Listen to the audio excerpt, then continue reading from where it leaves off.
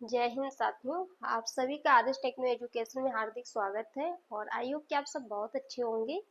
तो नट आप सब लोग जानते होंगे कि नट बोल्ट क्या होते हैं और किस तरह से हम नट बोल्ट का अपने वर्कशॉप में यूज करते हैं, कहीं भी किसी भी फैक्ट्रियों में किस तरह से यूज किया जाता है। और जनरली अगर आप भी देखेंगे तब भी हम नट बोल्ट का यूज करते हैं अपनी लाइफ में। कहीं घरों में कोई काम रहता है, फर्नीचर का काम है या और भी कोई काम रहते हैं, तो वहाँ पे हम नट बोल्ट का यूज करते हैं। तो वही यहाँ पे क्वेश्चन पूछ रहा है कि कौन सा नट होता है या किस नट के ऊपर स्लॉट बने होते हैं।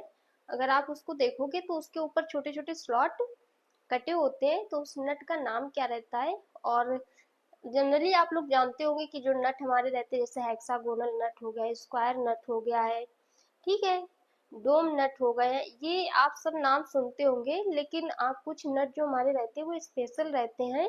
तो वही चीज यहाँ पे पूछ रहा है कि कौन सा नट है जिसपे स्लॉट कटे होते हैं। तो ऑप्शन में दिया गया स्लॉटेड नट, कि स्वान नट, कि कैसल नट, कि स्क्वायर नट। अगर आपको आंसर पता है इसका तो आप जरूर कमेंट करके बताएं कि इसका राइट आंसर क्या होगा। और इसका जो राइट आंसर है वो है कैसल नट।